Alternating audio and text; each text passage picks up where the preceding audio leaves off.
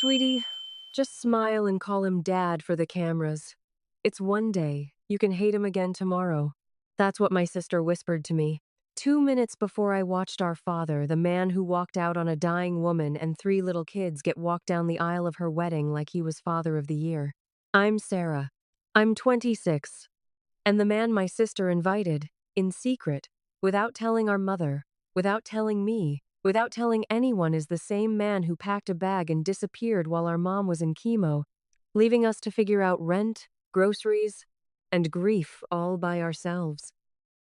So now I'm standing in a $500 bridesmaid dress, watching my mother's face go white across the room, and I have exactly one choice to make: walk away quietly, or blow up my sister's wedding in front of 200 guests. Before I tell you what I did, I need you to hear the whole story. Because by the end of this, I want you to tell me honestly, am I in the wrong here? Stick around, because what happened next is something none of us saw coming. And if you've ever had family cross a line like this, drop a comment. I read every single one. Hit subscribe, because trust me, this story gets so much worse before it gets better. Let me back up, because you need to understand who this man actually is before you judge what happened at that wedding. My name is Sarah. I'm 26, and I have one older sister, Megan, who's 29. When I was 12 and Megan was 15, our mom got diagnosed with stage 3 breast cancer. I still remember the exact words the doctor used. I remember my mom's hands shaking around a paper cup of water in that office. And I remember my dad, Richard, that's his name. And I'm done calling him Dad in my head, standing in the hallway on his phone, not even pretending to listen. 3 weeks later, he was gone. Not gone to clear his head, gone. Suitcase, car, the whole thing, while my mother was recovering from her first round of chemo and could barely stand up to walk to the bathroom. We later found out he'd been seeing another woman for almost a year. He didn't leave a note. He didn't call. My mom found out he'd cleaned out half of the savings account 3 days after he left, money that was supposed to cover her treatment. I was 12 years old, doing my mom's hair when it started falling out in the sink, while my sister picked up a part-time job to help cover bills a 15-year-old should never have had to worry about. That's the man. That's who we're talking about. For 14 years, he was a ghost. No birthday calls. No thinking of you texts. Nothing. We built an entire life without him, a really good life, actually. My mom beat the cancer. She raised 2 daughters who turned out fine. We didn't need him. We moved on. Or at least, I thought we all had. So fast forward to 2 months ago, Megan gets engaged to her boyfriend Jake, who's honestly a sweet guy, and we're all thrilled. I get asked to be maid of honor. I say yes immediately, because despite everything we went through as kids, Megan and I have always been close. She's my big sister. I trust her. Wedding planning starts. Dress fittings, seating charts, cake tastings, all the normal chaos. Not once, not a single time, does Megan mention our father. Not in a, should we invite him conversation. Not in a, just so you know, heads up. Nothing. I assumed, like any reasonable person would assume, that he simply wasn't part of this. Why would he be?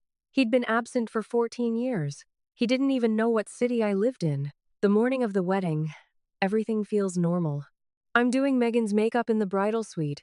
My mom is crying happy tears, helping her into the dress. It's beautiful. It's emotional in the good way. I remember thinking, this is going to be one of the best days of our lives. Ceremony starts.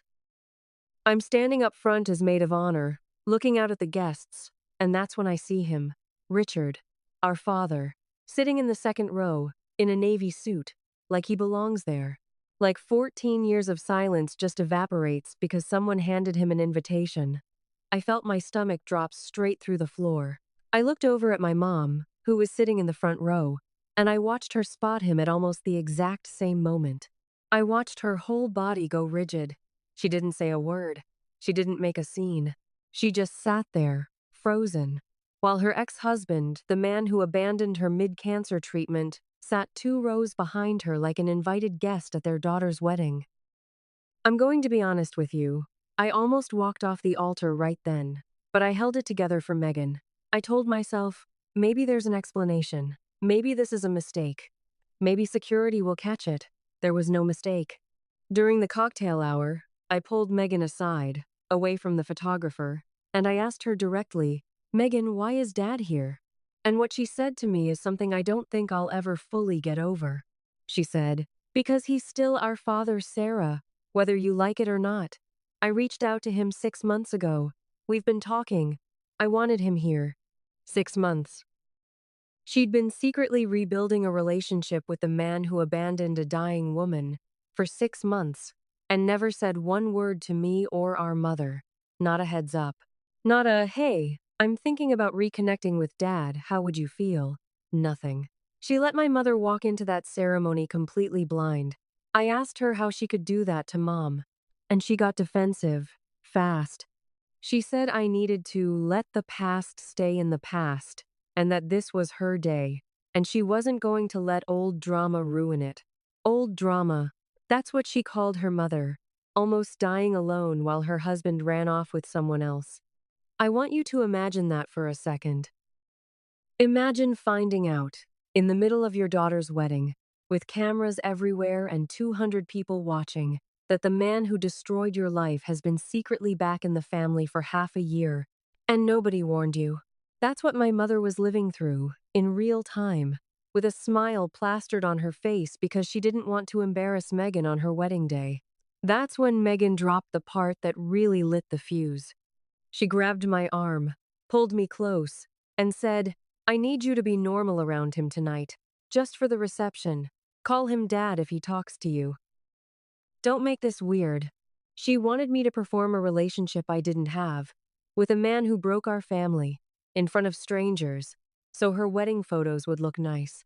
I said no. I told her I wasn't going to pretend, and that's when she said the line that I genuinely don't think I'll ever forget. You're so dramatic. He's changed, Sarah. Maybe if you weren't so stuck in the past, you'd have a relationship with him too.